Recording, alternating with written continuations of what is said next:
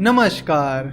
आज हम Amazon के बारे में बात करेंगे, जो कि दुनिया की सबसे वैल्यूएबल कंपनी है और उसके फाउंडर मिस्टर जेफ बेजोस दुनिया के रिचेस्ट पर्सन हैं। Amazon शुरू करने से पहले मिस्टर बेजोस न्यूयॉर्क के एक इन्वेस्टमेंट फर्म में सीनियर वाइस प्रेसिडेंट थे।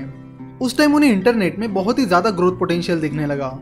उन्होंने ऑब्जर्व किया कि इंटरनेट का यूज सालाना 2300% से बढ़ रहा है और फिर उन्होंने इंटरनेट के ग्रोथ पोटेंशियल को यूज करने के बारे में सोचा और अपना बिजनेस उसी डोमेन में शुरू करने का प्लान बनाया। फिर उन्होंने 20 से 25 प्रोडक्ट्स की लिस्ट बनाई जिन्हें वो ऑनलाइन सेल कर सकते हैं और फिर बुक्स को उन्होंने फाइनलाइज किया क्योंकि उन्हें लगा कि बुक एक यूनिवर्सल प्रोडक्ट है जिसे हर जगह पढ़ा जाता है, उसकी कीमत कम होती है और Amazon की वेबसाइट के जरिए लोगों को एक ही जगह पर सारी बुक्स मिल जाएगी। मिस्टर बेजोस को पता था कि ऑनलाइन बुक स्टोर खोलने से उन्हें बाकी फिजिकल स्टोर्स की तरह बुक्स अपने पास मेंटेन करने की जरूरत नहीं पड़ेगी। जब किसी बुक की ऑर्डर उन्हें मिलेगी तब वो उसे खरीद लेंगे, जिससे वो अच्छा खासा पैसा बचा सकते हैं और बदले में कस्टमर्स को अच्छा डिस्काउंट दे सकते हैं। अपनी बिजनेस आइडिया फाइनलाइज करने के बाद वो सिएटल चल पड़े। उनके सिएटल जाने के पीछे दो कारण थे। वहाँ बहुत सारी टेक्नोलॉजी कंपनी होने की वजह से उन्हें टैलेंटेड सॉफ्टवेयर इंजीनियर्स आसानी से मिल जाएंगे और दूसरा, वहाँ पर बहुत सारे बड़े बड़े बुक डिस्ट्रीब्यूशन सेंटर्स थे जहाँ पर वो ऑर्डर के अनुसार बुक्स खरीद सकते थे। मिस्टर बेजोस अपना बिजनेस गैराज से शुरू करना चाहते थे क्योंकि उनके कई एंटरप्रेन्योरियल हीरोज ने गैराज से अपने बिजनेसेस शुरू किए थे। तो नवंबर 1994 में उन्होंने एक गैराज में 2 प्रोग्रामर्स के साथ अपना ऑफिस सेटअप किया। उन शुरुआती दिनों में उन्हें पैसों की जरूरत पड़ी तो मिस्टर बेजोस ने उनके पेरेंट्स को अप्रोच किया और उन्हें अपना बिजनेस प्लान बताया। तो उनके पापा ने उनसे पहला सवाल ये किया कि ये इंटरनेट क्या होता है, क्योंकि तब इंटरनेट के बारे में ज्यादातर लोगों को पता नहीं था। मिस्टर बेजोस के पेरेंट्स को मिस्टर बेजोस के बिजनेस के बारे में कोई जानकारी नहीं थी, फिर भी उन्होंने उसमें इन्वेस्ट किया क्योंकि उन्हें उस बिजनेस पर नहीं बल्कि मिस्टर बेजोस पर कॉन्फिडेंस था। Amazon के शुरुआती दिनों में मिस्टर बेजोस को उनकी वाइफ मैकेंजी ने भी बहुत सपोर्ट किया। जब मिस्टर बेजोस ने अपनी कंपनी रजिस्टर की तो उन्होंने कंपनी का नाम काडाब्रा रखा था। कैडाब्रा ये नाम उन्होंने आब्राकाडाब्रा इस मैजिकल वर्ड से लिया था। एक बार किसी ने फोन पर कंपनी का नाम काडाब्रा की बजाय कड्यावर सुना और कड्यावर का मतलब होता है डेड बॉडी। इस वाकये के बाद कंफ्यूजन टालने के लिए मिस्टर बेजोस ने कंपनी का नाम बदल दिया और Amazon रखा। उन्हें Amazon के बारे में ये फैक्ट बहुत अच्छा लगा कि Amazon ना कि दुनिया की सबसे बड़ी नदी है बल्कि वो दुनिया की दूसरी सबसे बड़ी नदी से 10 गुना बड़ी है, यानी वो अपने सेकंड कंपटीटर से बहुत ज्यादा बड़ी है। तो जो पैसे उन्हें अपने पेरेंट्स से मिले थे उससे उन्होंने कुछ और एम्प्लॉयज को हायर किया और 16 जुलाई 1995 को Amazon की वेबसाइट amazon.com लॉन्च की। Amazon की वेबसाइट पर तब बड़े अक्षरों में लिख कर आता था Earth's biggest book store. Books की जो प्राइसेस उन्होंने रखी थी वो बुक स्टोर्स की प्राइसेस से कम थी। उस time Yahoo what school list publish करता था।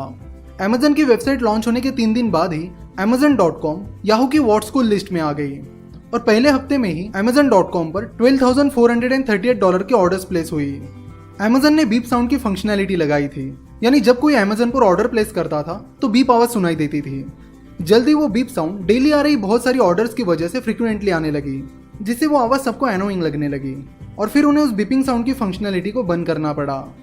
जल्दी Amazon की ट्रैफिक तेजी से बढ़ने लगी।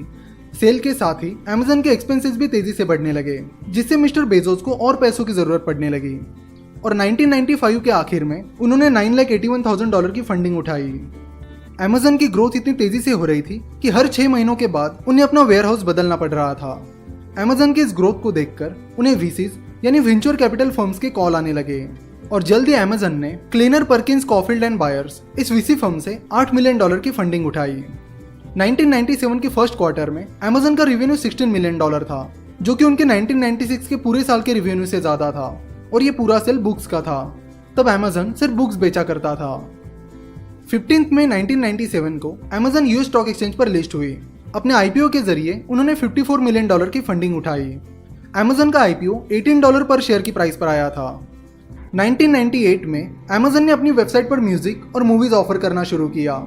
म्यूजिक और मूवीज ऐड करने के बाद उन्होंने अपने रैंडमली सिलेक्टेड 1000 कस्टमर्स को ईमेल किया और उनसे पूछा कि Amazon की वेबसाइट पर वो और कौन से प्रोडक्ट्स खरीदना चाहेंगे। तो उन कस्टमर्स से उन्हें कुछ आइडियाज मिली और फिर उन्होंने धीरे धीरे इलेक्ट्रॉनिक्स, टॉयज, वीडियो गेम्स और गिफ्ट्स बेचना शुरू किया।